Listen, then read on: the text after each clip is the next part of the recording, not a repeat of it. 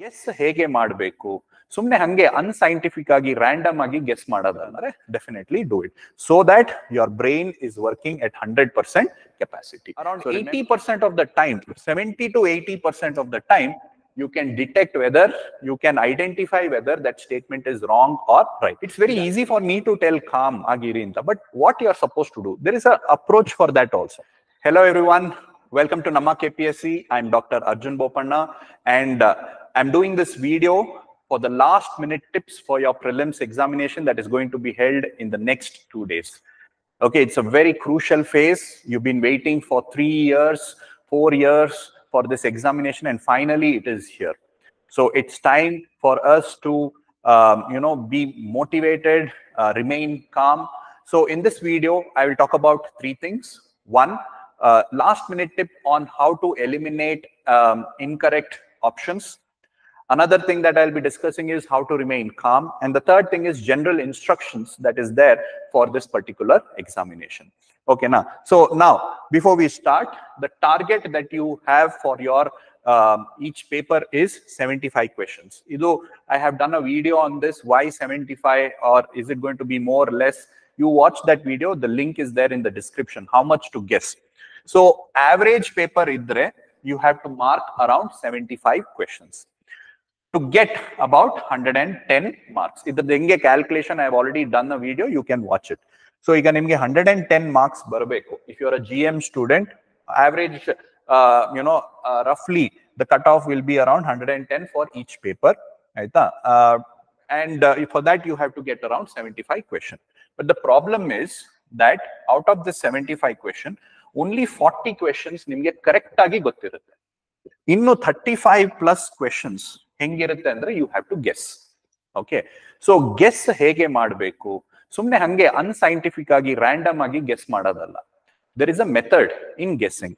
All right, see, knowing the correct option, ಇದೊಂದು 40 questions ನಿಮ್ಗೆ correct ಆಗಿ ಗೊತ್ತಿರುತ್ತೆ. ಇನ್ನು 35 questions, in 35 plus questions you have to guess. And when you guess, you have to adapt an elimination technique. Eliminate the wrong option. Why you have to eliminate the wrong option is because when you eliminate all the wrong option, whatever is left is the correct answer. Is that okay? So you don't have to know the correct answer. If you know the wrong option, you end up getting the correct answer. So therefore, you need to eliminate the wrong options. So when the question is direct, you eliminate it. Okay. Or if it is statement-based question, read each statement and identify whether that statement is correct or wrong. See, there is a trick in that. See, whenever the examiner is setting a paper, okay, when he has to lie about a statement, when he has to create a wrong statement, correct? On the wrong statement, when he has to create, he or she has to create, he has to lie about something, okay, because it is false. So when you are doing a false statement, when you are telling lies, ನೀವೇ ನೋಡ್ಕೊಂಡಿರ್ಬೋದು, it's a behavioral science. ಈಗ ಯಾರೋ ಒಬ್ರು ಬಂದು ನಿಮ್ ಮುಂದೆ ನಿಂತ್ಕೊಂಡು ಸುಳ್ಳು ಹೇಳಿದ್ರೆ ನಿಮ್ಗೆ ಒಂದು ಅಂದಾಜಲ್ಲಿ ಗೊತ್ತಾಗುತ್ತೆ, ಓಕೆ, ಇವನ್ ಸುಳ್ಳು ಹೇಳ್ತಾ ಇದ್ದಾನೆ, because of some experience in your life. Same way exam ಅಲ್ಲೂ ಕೂಡ when an option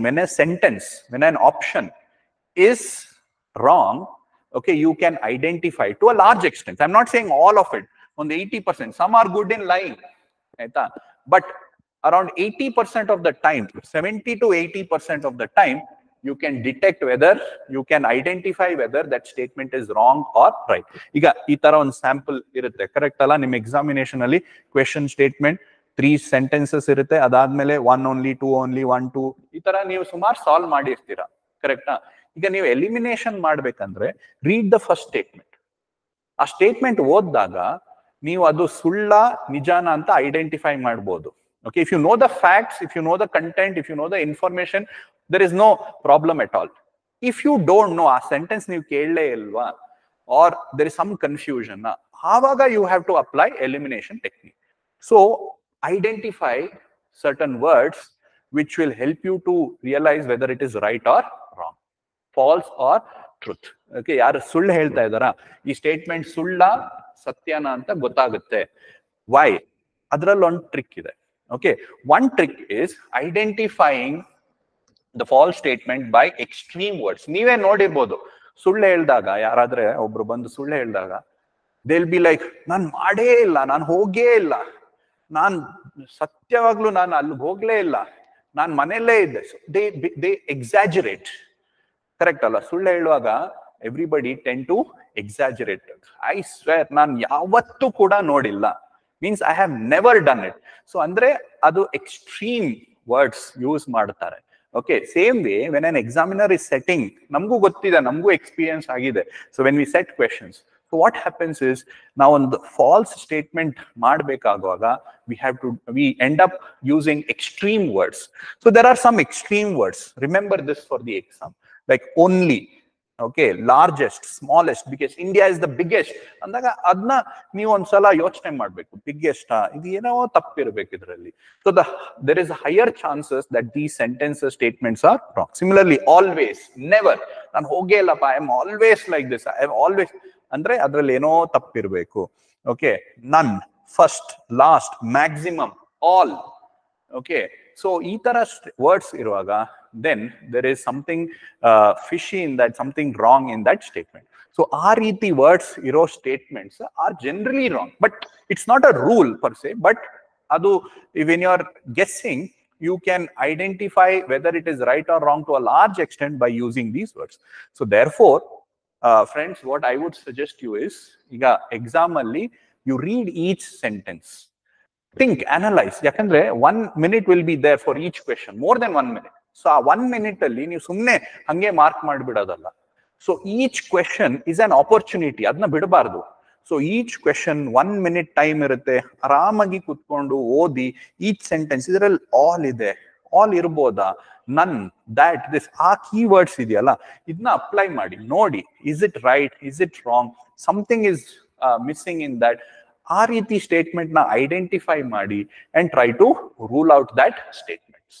so once you rule out those statements, okay, see for example ಈ ಕ್ವೆಶನ್ ಅಲ್ಲಿ let's say first statement is wrong.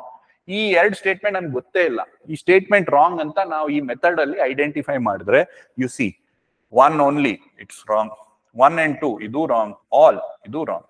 So eliminate ಮಾಡಾದ್ಮೇಲೆ ಏನ್ ಬಾಕಿ ಇರುತ್ತೆ ಅದೇ answer. Without even knowing these statements, you have got the answer. That's how you will mark 35 plus questions. But this elimination technique, guess only when you don't know. ಗೊತ್ತಿತ್ತಾ statement correct ಆಗಿ ಓದಿದ್ರ, ನೀವು revise ಮಾಡಿದ್ರ, don't even use this approach to guess. Okay, just simply mark what you know. When you don't know, when you are confused, okay, ಆವಾಗ use this method. Okay, now so this is elimination method. So guess only when you don't know. Okay, so this is one very important trick that you need to apply in your examination, okay, for your prelims. I'm sure on 4-5 question ಇದೇ ರೀತಿ ನಿಮಗೆ correct ಬರುತ್ತೆ. Now, ಇದೆಲ್ಲ ಮಾಡ್ಬೇಕಂದ್ರೆ ನಿಮ್ your brain should be working at 100% capacity.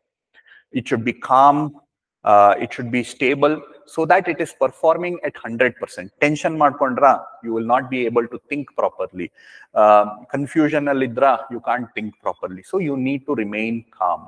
So how can we remain calm? See, there is so much of stress. Most of you are traveling out of your hometown, 400, 500, hundreds of kilometers.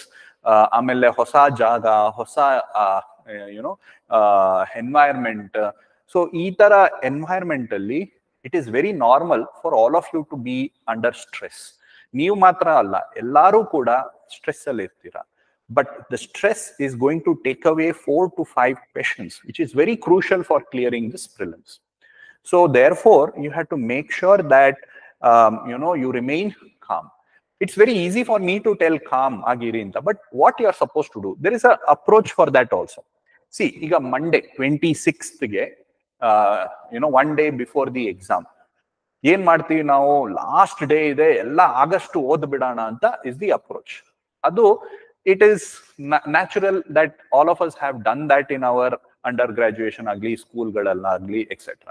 But illi ಏನಂದ್ರೆ ಈ elimination techniques use ಮಾಡಬೇಕು, guess ಮಾಡಬೇಕು. you have to think in the examination 4 hours full 100% ಅಲ್ಲಿ ನಿಮ್ brain work ಆಗ್ಬೇಕಂದ್ರೆ the brain ಗೆ ಸ್ವಲ್ಪ rest ಕೊಡಬೇಕು. So take my suggestion, do this. My teacher had told me, and therefore I had done this for all my prelims. So, you know, you need to switch off your brain before the examination so that at the time of the examination, you'll be able to perform your 100%. So 26th, 5 p.m. ಆದ್ಮೇಲೆ ಓದಬಾರ್ದು. Close all your books and ಆರಾಮ್ಸೆ relax. Do what you like to do, what will calm you down. Music ಕೇಳ್ತೀರಾ, ಒಂದು movie ನೋಡ್ತೀರಾ, ಇಲ್ಲ ನಿಮ್ family members ಜೊತೆ ಮಾತಾಡ್ತೀರಾ, friends ಜೊತೆ ಮಾತಾಡ್ತೀರಾ, ಮೆಡಿಟೇಟ್ ಮಾಡ್ತೀರಾ, ವಾಕ್ ಮಾಡ್ತೀರಾ. ಎಕ್ಸಾಮ್ದು ಎಲ್ಲ ಮರ್ತು ಬಿಟ್ಟು ಸೈಡಲ್ಲಿ ಇಟ್ಬಿಟ್ಟು ಆರಾಮಾಗಿ, ಓಕೆ, 5 o'clock ಇಂದ ಆರಾಮಾಗಿ ಕಾಮಾಗಿ ಒಂದು 8 ಗಂಟೆಗೆ ಒಳ್ಳೆ ಊಟ ಮಾಡ್ಕೊಂಡು ಮಲ್ಕೊಳ್ಳಿ. So that you can get up early 6-7 o'clock next day Tuesday ಎದ್ದು ಎಕ್ಸಾಮಿನೇಷನ್ಗೆ ಎಕ್ಸಾಮ್ ಹಾಲ್ಗೆ ಹೋಗ್ಬೋದು. So remain calm so that your brain is 100%. Last minute revision, last fact ನೋಡ್ಬಿಡ್ತೀನಿ, ಅದೆಲ್ಲ ಮಾಡಬಾರ್ದು.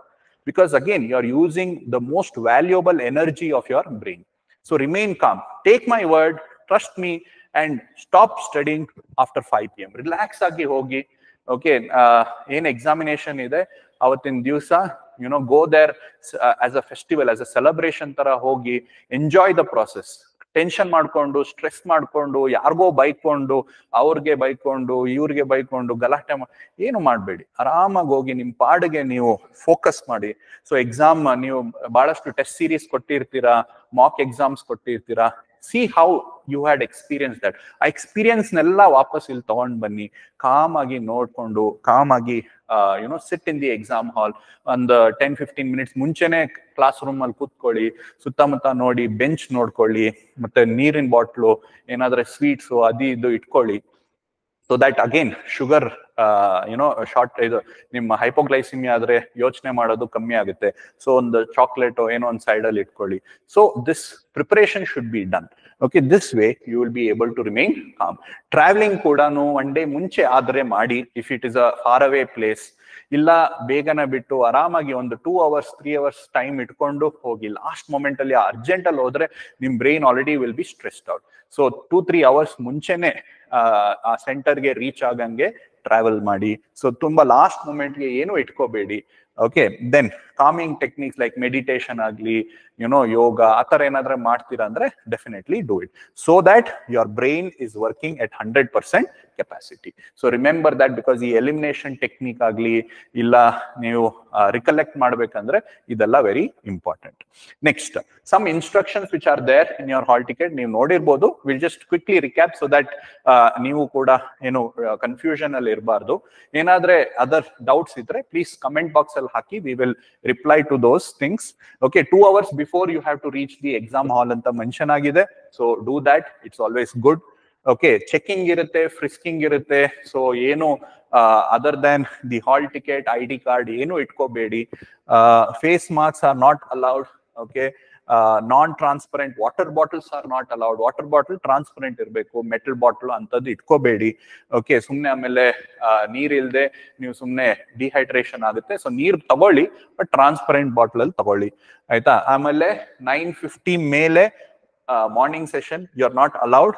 1:50 ಮೇಲೆ you are not allowed in the afternoon session. So ಅದಕ್ಕಿಂತ ಮುಂಚೆ ಎಕ್ಸಾಮ್ ಹಾಲ್ ಅಲ್ಲಿ ಇರಿ. ಏನಾದ್ರೂ ಆಮೇಲೆ ಲಾಸ್ಟ್ಗೆ ಅದಾಯ್ತು ಇದಾಯ್ತು ಯಾರು ಏನು ಕೇಳೋದಿಲ್ಲ, ನಿಮ್ಗೂ ಗೊತ್ತು. Okay, so if there is any problem, it's your problem. Nobody will care for it. So come beforehand. Okay, travel adu idu sumne Google map nodkondu confuse ಆಗಬೇಡಿ. Google map ಅಲ್ಲಿ ಒಂದೊಂದ್ಸಲ ಮಿಸ್ಟೇಕ್ಸ್ ಆಗುತ್ತೆ. At least 2 hours before ಬಂದ್ಬಿಡಿ. ಆರಾಮಾಗಿ ಯಾವ್ದೋ ಮರದ ಕೆಳಗಡೆ ಕೂತ್ಕೊಂಡು ಓದಿ, ಆಯ್ತಾ. Then no locker facilities is there, so make sure your belongings adi idu safe agiro kade, illa ನೀವು ನಿಮ್ಮ ಫ್ರೆಂಡ್ಸ್ ಕಡೆನೋ ರಿಲೇಟಿವ್ಸ್ ಕಡೆನೋ ಇಲ್ಲ ರೂಮ್ ಅಲ್ಲಿ ಬಿಟ್ಟು ಬನ್ನಿ, ಆಯ್ತಾ. no bags, no ornaments are allowed, no full shirt shirts, remember that. ಯಾವ್ದೋ ಒಂದು ಕಾಮಾಗಿ T shirt ಹಾಕೊಂಡು ಹೋಗಿ, ಸುಮ್ನೆ ಫುಲ್ ಸ್ಲೀವ್ಸ್ ಫಾರ್ಮಲ್ಸ್ ಅದೆಲ್ಲ ಏನ್ ಬೇಡ. ಓಕೆ, ಲೇಯರ್ಡ್ ಕ್ಲೋತ್ಸ್ ಅಲೌಡ್ ಇಲ್ಲ. ಸಿಂಪಲ್ ಆಗಿ ಒಂದು ಟಿ ಶರ್ಟ್ ಹಾಕೊಂಡು ಹೋಗಿ, ಶೆಕೆ ಬೇರೆ, ಸುಮ್ನೆ ಯಾಕೆ ಟೆನ್ಷನ್ ಮಾಡ್ಕೊಳ್ತೀರಾ. no shoes or socks, so ಚಪ್ಪಲ್ ಹಾಕೊಂಡು ಹೋಗ್ಬೇಕು, ಓನ್ಲಿ ಸ್ಲಿಪ್ಪರ್ಸ್. ಅದ್ ನೆನ್ಪಿಟ್ಕೊಳ್ಳಿ, ಆಮೇಲೆ ಅಲ್ಲಿ ಶೂ ಗಿ ಬಿಟ್ಟು ಹೋಗಕ್ಕೆ, and then it's unnecessary problem for you guys, okay. ಆಮೇಲೆ OMR ಶೀಟ್ ಅಲ್ಲಿ ಮಾರ್ಕ್ ಮಾಡೋದು, this we have seen problem. OMR sheet mark ಮಾಡಕ್ಕೆ ಬರಲ್ಲ ಸುಮಾರು ಸ್ಟೂಡೆಂಟ್ಸ್ಗೆ. Okay, so make sure you mark it, otherwise your entire name ಎಲ್ಲ ನೀವು ಸರಿಯಾಗಿ ಮಾರ್ಕ್ ಮಾಡಿಲ್ಲ ಅಂದ್ರೆ your entire results will be withheld. So ಈ ರೀತಿ ಎಲ್ಲ ಮಾಡಬಾರ್ದು, ಕ್ಲೀನ್ ಆಗಿ. ಓಕೆ, ಆ ಸರ್ಕಲ್ ಒಳಗಡೆ ನೀಟಾಗಿ ಮಾರ್ಕ್ ಮಾಡಬೇಕು. ಯಾವ್ದ್ರಲ್ಲಿ? Black ball pen. ಸುಮ್ನೆ ಆಮೇಲೆ ಬಾಲ್ ಪೆನ್ ತಗೊಂಡೋಗಿಲ್ಲ, ಅವ್ರನ್ನ ಕೇಳೋದು ಇವ್ರನ್ನ ಕೇಳೋದು ಮಾಡಬೇಡಿ. ಒಂದ್ 2-3 ಬಾಲ್ ಪೆನ್ ತಗೊಂಡೋಗಿ, 10 ರೂಪಾಯಿದು, okay, black ball pen. Hall ticket ತಗೊಂಡೋಗಿ, ID card, okay, list of ID card, Aadhaar, passport, ಆ ತರ ID ಕಾರ್ಡ್ ತಗೊಂಡೋಗಿ, 2 ಫೋಟೋಗ್ರಾಫ್ಸ್ ತಗೊಂಡೋಗಿ.